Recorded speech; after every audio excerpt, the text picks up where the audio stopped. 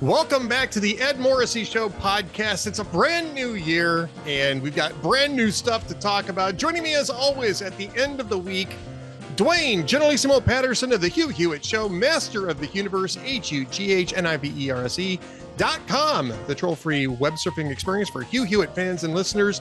Duane, have you checked your Social Security number yet? Have you updated your identity theft package yet?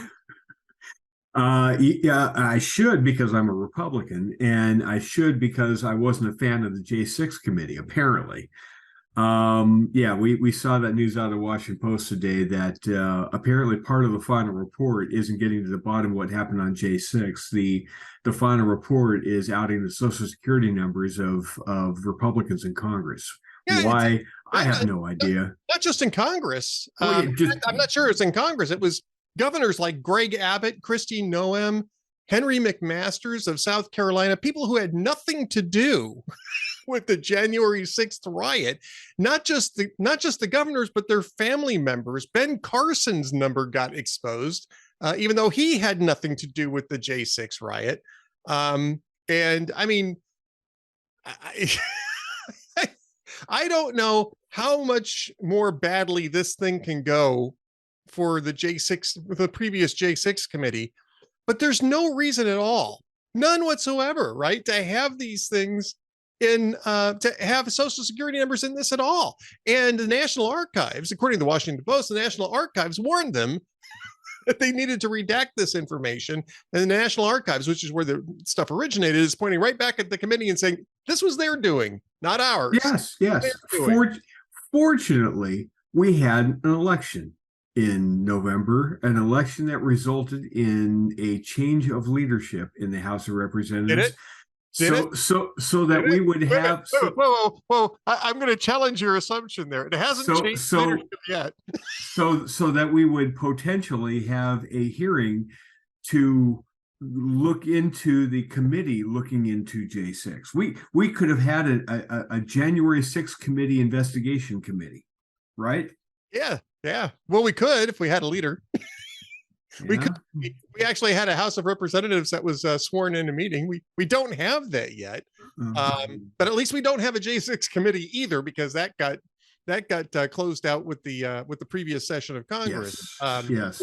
We're going to get to the Speaker of the House thing in just a minute, because I have mixed feelings on this whole thing, in part because of another article from the Washington Post this morning that I sort of chewed on earlier today in the blog, but just to stick with this thing with the Social Security numbers, what the hell are they doing with the Social Security numbers of Republican governors in the first place? What was it that they were, how did those records relate at all to their, I don't want to say jurisdiction, but to their mission, if you will, in trying to figure out what happened on January 6th. Well, clearly, every Republican involved that had their Social Security numbers released was responsible for the secret code, talking to Americans all over the country so that they would storm the Capitol and signal each other. And in all the secret texting that was going on, or in the chat bubble in whatever online game where they had their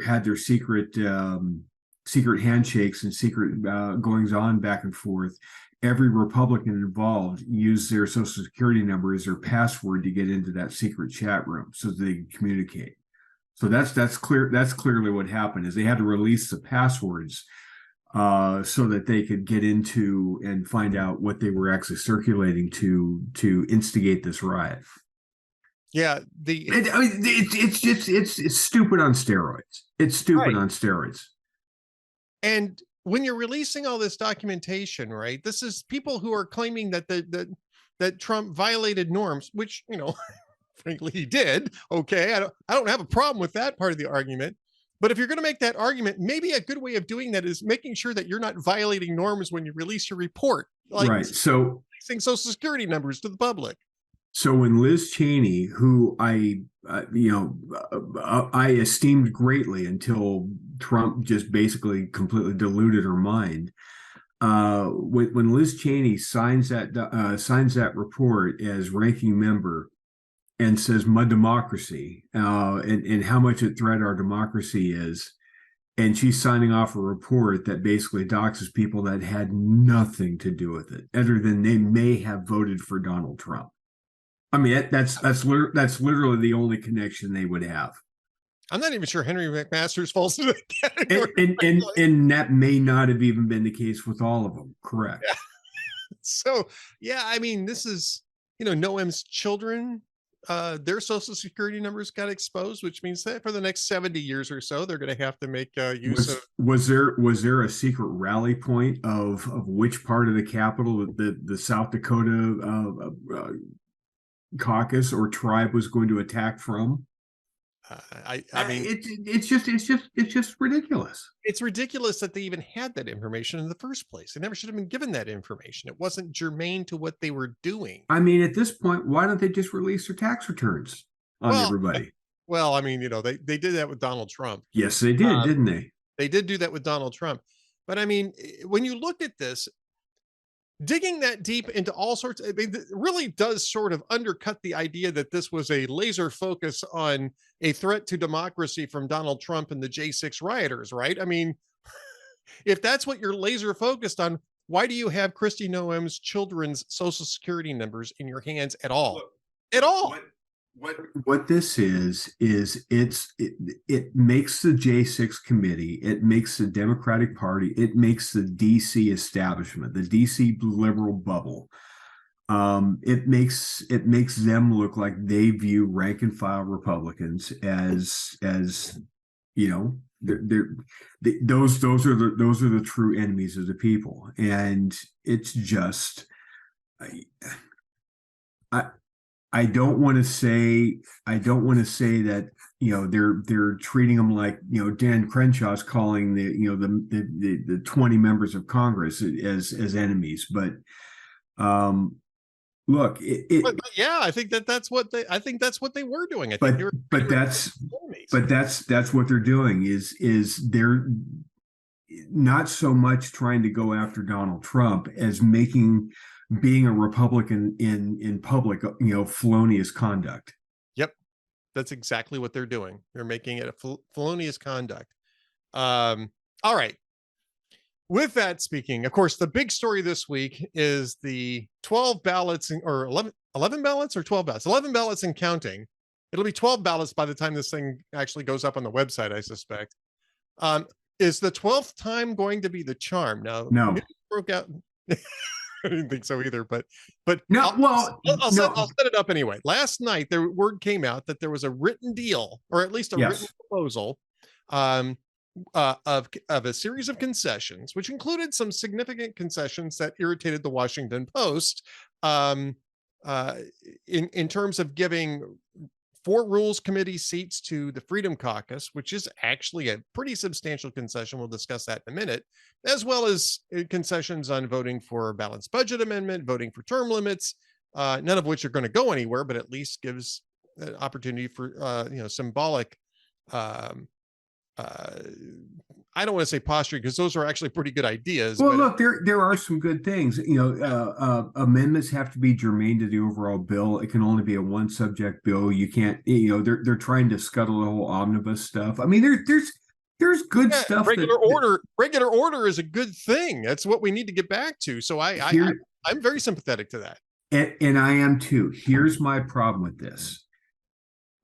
You're assuming when you do something like that, if you're tactically going to make that move, right?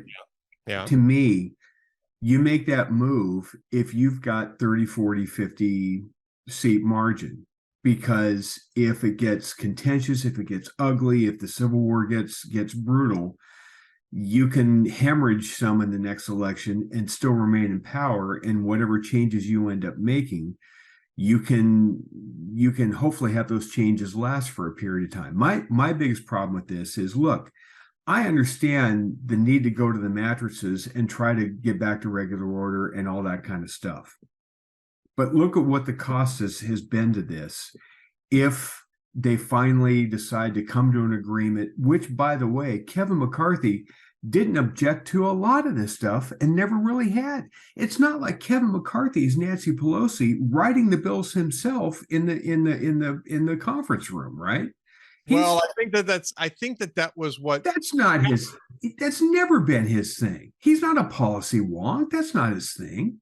He's a politics wonk. No, he's not. He raises money, speaks on behalf of Republicans, does media hits, and gets Republican. That's what I mean by a politics wonk, not a policy wonk, a politics wonk. Politics wonk. Okay, yeah. I misheard you. He's a politics wonk, not a policy wonk. Yeah. Right? Yeah. Nancy Pelosi, she'd go in there and she'd start to say, well, this person's getting this amount of money. This group's getting this, and she'd sit there and she'd have her hands into the body of the Frankenstein, crafting the thing. That's not what McCarthy's going to. That was never going to be what McCarthy was going to do. So this objection to McCarthy as being this establishment elitist is just I always found that a little silly.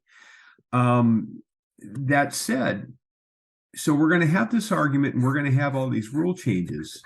And they're going to finally come together.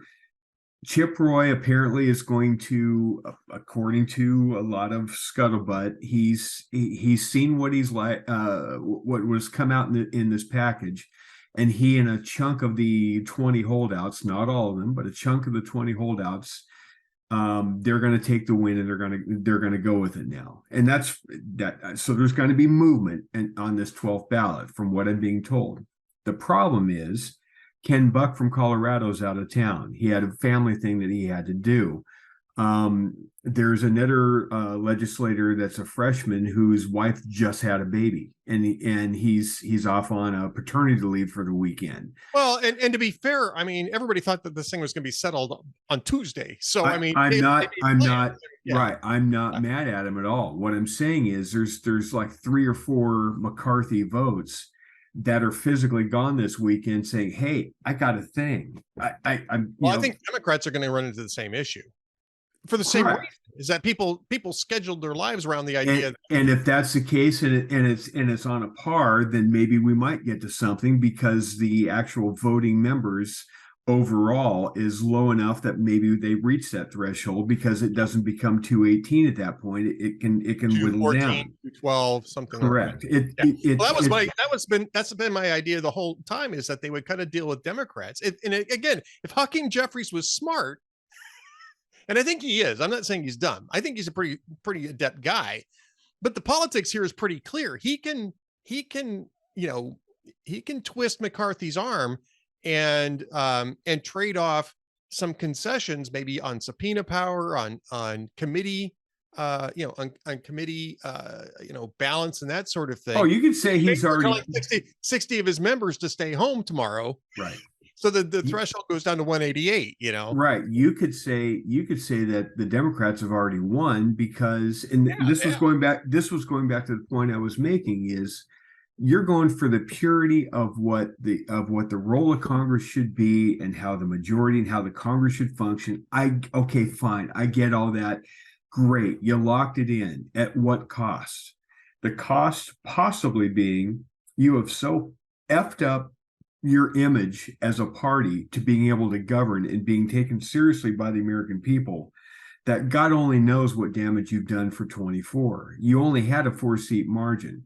You're now going to gamble that Joe Biden is such a complete train wreck of a president, even though he was a train wreck of a president in 22 and you only picked up a handful of seats to begin with.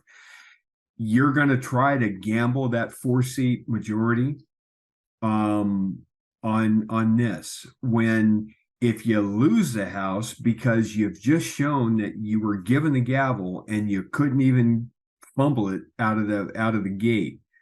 So if you lose the House because you went too far for the purity argument, the Democrats are going to come back in 2025 with Hakeem Jeffries as Speaker. Do you think Hakeem Jeffries is going to say, well, all those reforms the Republicans did last Congress, you're right, that's the way things ought to be. We're going to keep that from here on forward? No, of course not. And that brings brings me to the Washington Post argument. But before I get there, I just want to say, look, I mean, I think that a lot of these things are actually a good idea.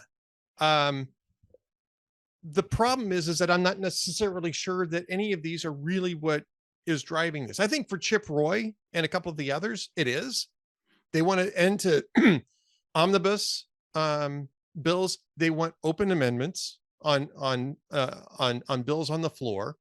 And in order to do that, you have to break the speaker's grip on the rules committee. I mean, and that's terrific. I understand that. The perception that's coming out of this is Chip Roy is Matt Gaetz's Jerry Maguire. Yeah. Oh, I agree. Because you've got Chip Roy saying, well, we need some reforms. At the same time, you've got Dan Bishop, Matt Gaetz, a couple of these other guys.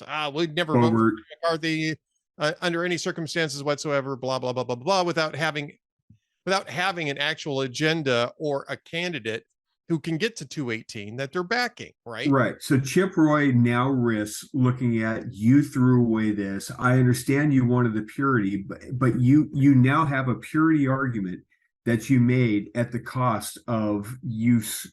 All right. You kept it for 16 months. Let's talk about the potential for damage, because I think that's overblown. I really do. I mean, we're looking at this in the moment and it looks stupid as hell, right? But I'll tell you what this reminds me of, and you tell me how I'm wrong. Okay. Do you remember when Ted Cruz did that incredibly stupid government shutdown stunt in October 2013?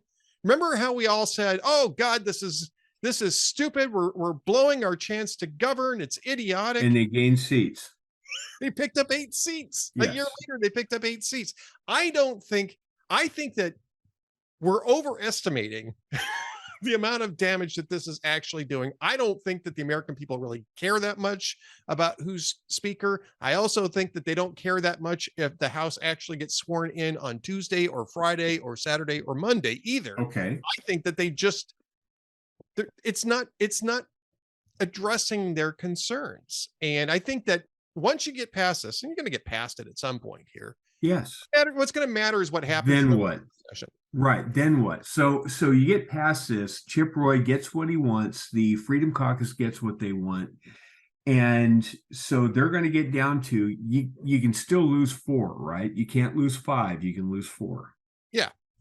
You can lose 4 on any vote. On any vote, right? On any vote. Any vote that comes down to a party line vote, whoever the speaker is can only lose 4 votes. Yes. Right. So right now, the only thing that this group of Republicans in the last 48 hours, the only thing that this group of Republicans has been able to unite and vote as a group on is when to go home for the night.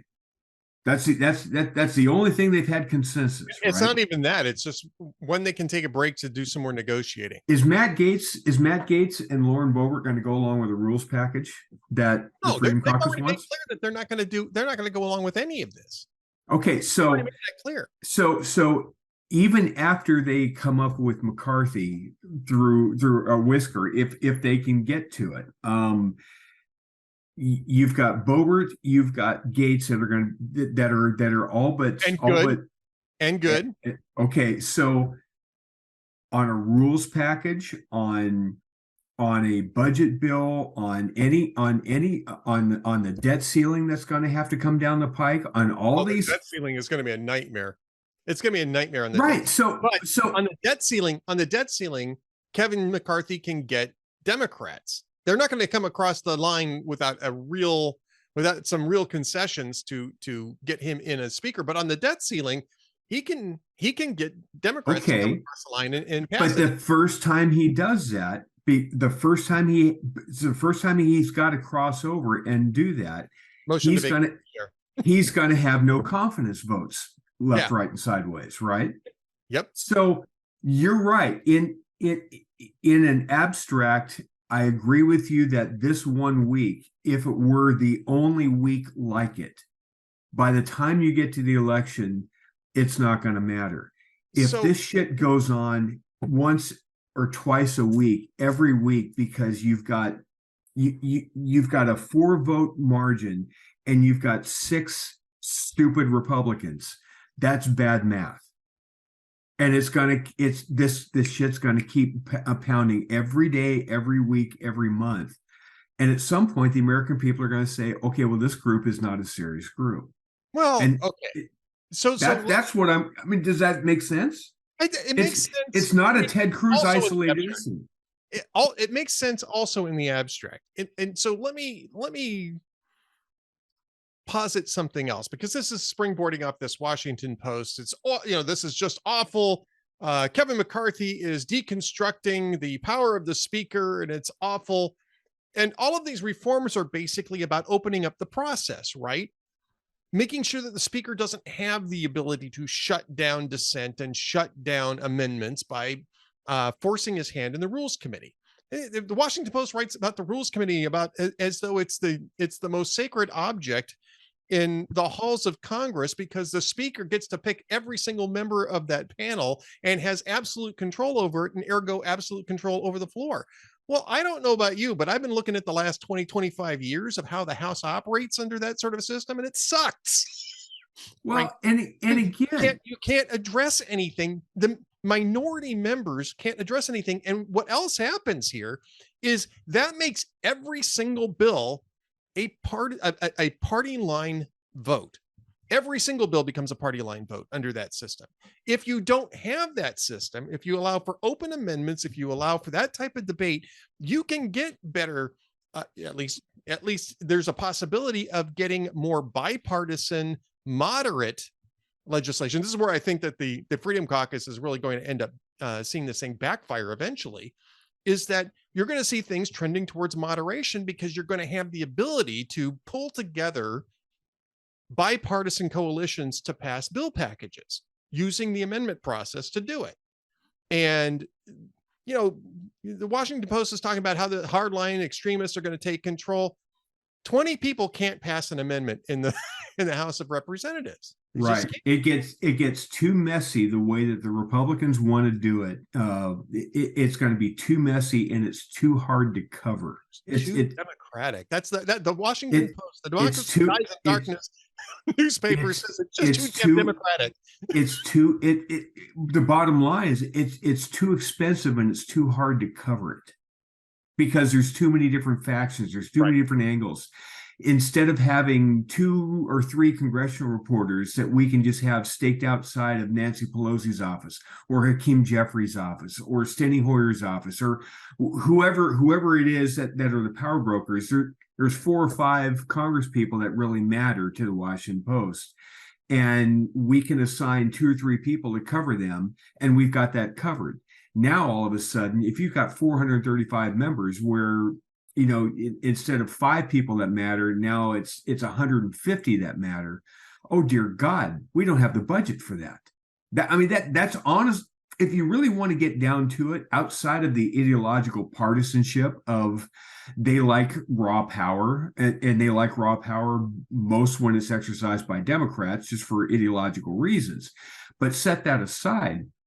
From a business model standpoint, that's what the Washington Post is objecting to, is what's it going to cost, man? I mean, it's William J. Lepetamine. What will it cost, man? What will it cost?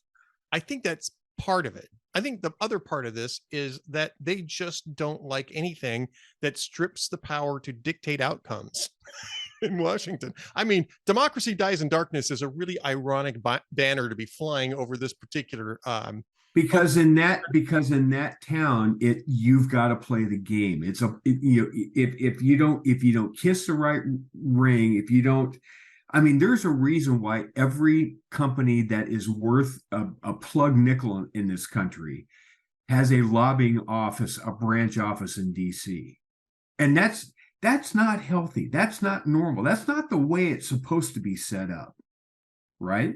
No, but at least this time they're going to have to lobby a hell of a lot more people. It's going to cost. They're lobbying Chuck 5 Schumer, people, Nancy Pelosi, Mitch McConnell, and Kevin McCarthy, I guess, maybe at least for now. And that's basically the majority leaders, minority leaders, and the whips basically is who gets. And now they're going to have to lobby a little bit more broadly. Correct. I'm willing to give this system a try.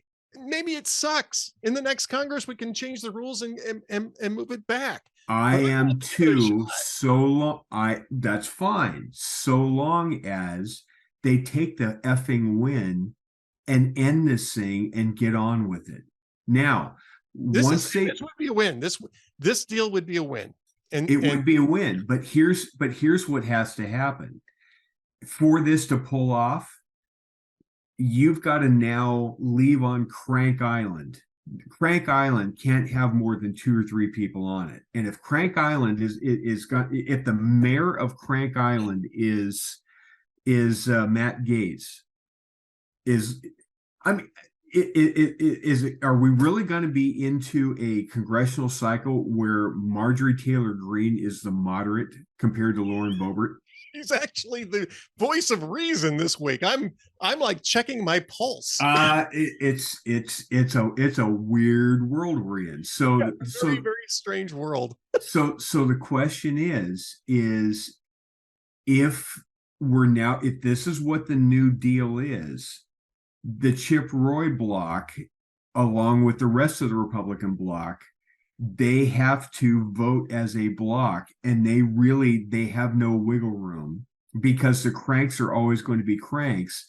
And Chip Roy has got to do a lot of separation now, and he's got to isolate from Matt Gaetz. Otherwise, if now that he's played footsies with him and used him to get what he wants, if Matt Gaetz and Lauren Boebert and Good, and I don't know who else is going to be left in that caucus, but at some point, hopefully, even the ones that were the I hate Kevin crowd because they were making a name for themselves, they've got to look around and seeing all the chairs filling up with the music stopping playing, right? And if they're still standing, they gotta find a seat in a hurry. I'm hopeful that when this is done, Matt Gaetz is really a party of one, maybe 1 or 2 others, but no more than that. And the rest of that group, the rest of that conference, has to steamroll the Matt Gaetz upstarts and start getting stuff done. Otherwise, if we start running into this stagnation, this stalemate every single week on every big issue, we're doomed. You can have the greatest reform in the world, but if you can't do anything, let alone dump it in Mitch McConnell's lap, if you can't even get anything out of the House because you're fighting with yourselves the whole time and the Democrats have nothing to do with it, you're not going to be in power very long. And as soon as you lose power in 25, everything flips back to the Nancy Pelosi way, except this time with Hakeem Jeffries, and you gained nothing. Yep. No, right? I agree. Speaking of gaining nothing, do you expect that Kevin McCarthy is going to win on the 12th ballot here? No, and we started to talk about that and never quite follow through the logic. The 12th vote will result in more votes for Kevin McCarthy. I think Chip Roy will come across. I think 5, 6, 7 of that block of 20 will come across on the 12th vote. I don't think there will be enough to get him to 218 because Ken Buck's not in the chamber. I can't. There was another freshman who just had a baby. Right. Yeah, you were talking about that. Yeah. So we're talking about that. So there's like 3 or 4 McCarthy votes that are short. Now I don't know if the Democrats are going to have a full house or not. If they do have a full house, and the Republicans are short. And they're short McCarthy votes because of family obligations for the weekend, but then they're coming back on Monday. Then this ain't going to get settled on Monday because you're unless somebody takes a 2x4 to Matt Gaetz and hog ties him, you've got to have everybody else right, everybody else on board. So you could see movement towards McCarthy and get to. He could get to 212 or 213 or 214, and you're waiting on 3 or 4 more votes to come back. You could have a motion to adjourn for the weekend and then come back on Monday with a full house and then get this thing done Monday. That's what I think will happen. You'll have a test vote or 2, and at some point, the logjam's going to pretty much break, and Chip Roy and everybody that's not named Matt Gaetz and Lauren Boebert are going to come over probably. And then they're going to do a head count and realize, okay, we're 3 votes short, but Ken Buck's flying back from Colorado, and John James, or I don't know who else it is, but there's a handful of others that weren't going to be around. So what happens if it comes back and he's still at 201 on the 12th ballot? Does There's Kevin still McCarthy at that point hang it up and say, look, no, that's not what I'm hearing. From what I've been hearing, especially with the potential chairs of the committees, Mike Gallagher, a lot of the stalwarts, a lot of they are all in because they don't want to give up what they have, and they are the 20 that are supposedly against Kevin McCarthy. Only about 4 of them or 5 of them are really, and I hate Kevin, or I'm a never Kevin person, right? Right. It's single digits, or you can put on one hand the amount of people that are never Kevins. The amount of people that are only Kevins is 50. Yeah. And so, that's not, and there's no indication that's budging yet. And if there's 50 only Kevins, we could be here a while. We could be here a while. All right. I know you got to get going here because you got something going on, but we do have one last major story that we've got to cover, which is what happened on the field on Monday Night Football. Damar Hamlin, great news this morning. He's off the ventilator. We heard yesterday that he's awake. He's coherent. He was writing out questions, wanted to know who won the game. I don't know if it's been explained to him that they canceled the game. The NFL officially canceled the game yesterday. But what did you make of that? What did you make of the debate that took place after that? And does it change the way that you see the NFL? I mean, I'm an NFL fan. I think you're an NFL fan as well. Does it change the way you approach the game? Not really how it changes how I approach it. It just, I think everybody is now going to watch, and there's always that sickening sensation in the back of their head. They know that at some point they're going to watch a game, and somebody's going to die on a field at some point. I mean, it happened 50 years ago, by the way. Somebody did die on the field 50 years ago. I was not aware of that. You and I are going to see in our lifetime, somebody's going to take a shot, and they're not going to get up. Well, what was interesting about this is that it was a clean hit. Both players had good technique on this. They had safe technique. The ball carrier led with his shoulder and his face up, right? Hit Hamlin in the chest. Hamlin had squared up against the receiver. This is a hit you'd see a dozen times or more in any one NFL game. Would normally be these players are bigger, stronger, faster. Year by year, they're a little bigger, a little stronger, and a little faster than they ever have been before. The speeds the speeds at which they collide, it's just going to happen. And that's the thing, is everybody's going to, they're going to go back and watch the game, but they're not going to forget this anytime soon. And every time that there is a hit and somebody goes down, in the back of their mind, they're going to be, oh my God, is this it? Is this the moment we're going to see somebody, check out here? And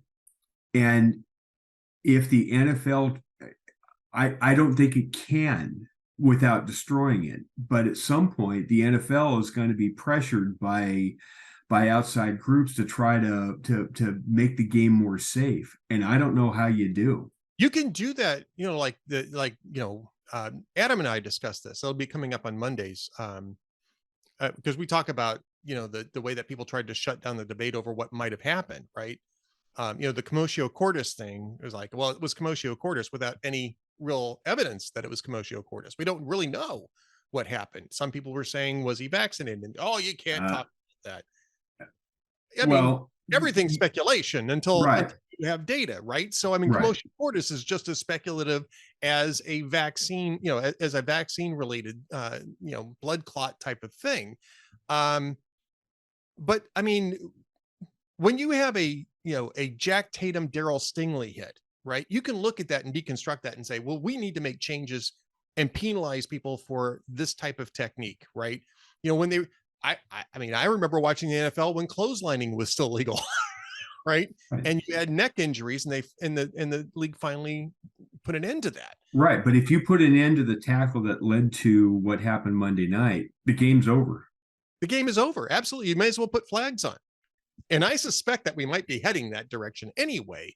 But I mean, I do think it raises questions. That's fine, but now you no longer have a Super Bowl. If you put flags on it, it's now on ESPN 8 the Ocho. Yeah. Yeah, because, and this is something that I think is this is why I ask you, as well as Adam, is philosophically, the reason why people watch this game is because it's violent. Yes. Is because you have those high speeds and the hits, and all the stuff that they celebrate in the highlight reels at the end of every single gameplay. That's why people watch. That's honestly, that's why people still watch boxing matches. It's why they watch racing too. I mean, you run around in a circle, that's dangerous. It's at really high speeds. Yes. Yes. Yeah. Yeah. Get killed in that. There is a Roman gladiator Colosseum factor to it. Yep. People live vicariously through the. There's a risk of death here that something bad could happen. Right. Yep. Well, it's something to think about. But fortunately, it looks like Hamlin's going to recover, yes. And he may not play again. But at least he's going to recover, and it looks like he's going to be able to go back to at least having a normal life. What fascinates me is they're not finishing the game. I don't think that, if it was any other time in the season, I think they would have found a way to put that game in, but they just don't have time. You'd have to change the entire playoff schedule in order to fit in an extra game into this schedule now. I mean, they were in week 18 this is the first year that they went to 18 weeks too. Don't forget. I understand, but by canceling it, how do you seed it? Oh, you can seed it like it was a tie, or you just go off of winning percentage. I mean, it's not optimal, but it's not that big of an issue. Well, I mean, there are times in the Major League Baseball schedule where you have rainouts that never get made up. And so not in postseason. This isn't postseason. This is the regular season. Well, okay. In fact, there's one more regular season game going for everybody, and that's on Saturday and Sunday this, next 2 days. But I mean, after that, the playoffs start. When are you going to fit that in? Halfway through the week? You're going to have that team. Both of those teams are playoff teams already. So you're going to have them playing 3 games in 7 days. Man up. Right after you say man up, but right after a player safety issue played out on the field so badly that it became a national story.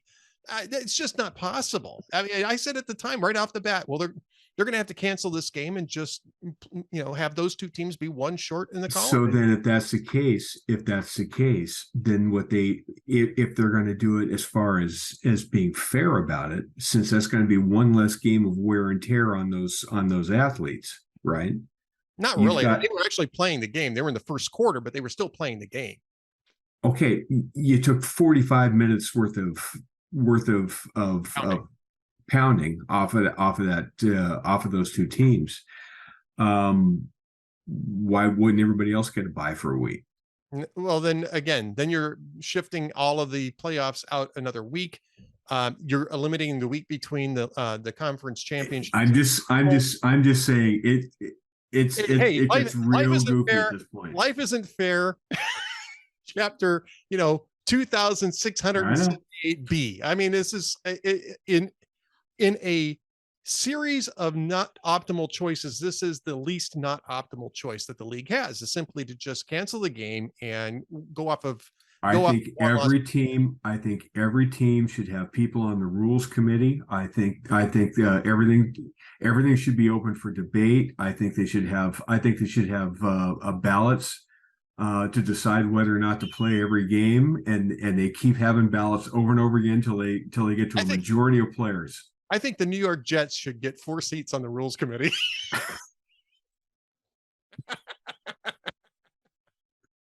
Be the first time they'd actually have an impact on a game. Well, hopefully Jazz is watching all the way to the end of that one. And Jeff. Well, and our friend Garrity too. And our friend Garrity as well. All right. Duane Generalissimo Patterson, what's coming up on today's Friday. What's coming up on Monday's Hugh Hewitt Show? Hell if I know. It's either going to be Speaker McCarthy, or if it's not, it's rinse and repeat, right? You gonna do Matt Gaetz? Feature Matt Gaetz and Lauren Boebert? I am so done with that guy. I'm sorry. It's not a Christian thing to say. I want to see Matt Gaetz on screen somewhere on fire. I'm done with this guy. Well, on that note, Happy New Year. Welcome back in 2023. By this time next week, do you think we'll have a House Speaker? Yes, I do. Okay. I think by the end of today, especially if Chip Roy and a block peels off and we see movement towards McCarthy, I think the writing's on the wall. Then everybody's going to start truing up because they know they're not, this gambit isn't going to pay off anymore, and they got to, okay, this is going to be the reality. I'm going to be here for 2 years. I gotta. Victoria Sparks isn't going to vote present if Chip Roy comes back to McCarthy, right? Everybody's going to troop. You're not going to have Byron Donalds voting for himself if Chip Roy comes back to McCarthy. They're all going to true back up. Yep, I agree. All right, Duane Generalissimo Patterson, master of the universe, HUGHNIVERSE.com, the troll-free web surfing experience for Hugh Hewitt fans and listeners, and of course, producer extraordinaire of the Hugh Hewitt Show, which you can watch on the Universe Live if you're a member. If you're not a member, you can listen on the AM radio dial. Duane, what should people do if they can't find the show on the AM radio dial? You bring in a wide receiver and the paddles, and you say we're going to test this theory out once and for all. Go along to a general manager. I was going to say you just have the NFL cancel all of the other shows on the AM radio dial. But that works too. I like the way you think there, Duane Patterson. Thanks for being with us. We'll talk to you again next week. Sounds good. See ya. Stay tuned for one last message from the Ed Morrissey Show coming up next.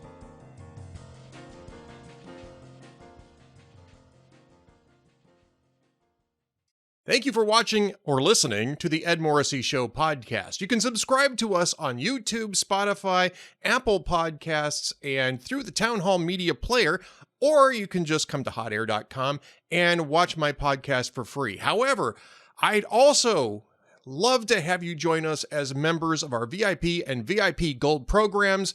That allows us to defeat the stranglehold that big tech has on information and get you the best information that we possibly can. Plus, we have a lot of new value-added content coming to us from Town Hall Media stars and my good friend Adam Baldwin. He and I are doing the video series, The Amiable Skeptics. It's 1 hour of discussion a week, strictly for our VIP and VIP Gold members. Plus, we have our VIP Gold chat with Kem Edwards every Wednesday afternoon at 1:30 p.m. We'd love to have you as members. Be sure to join up. Thanks again for watching the Ed Morrissey Show podcast.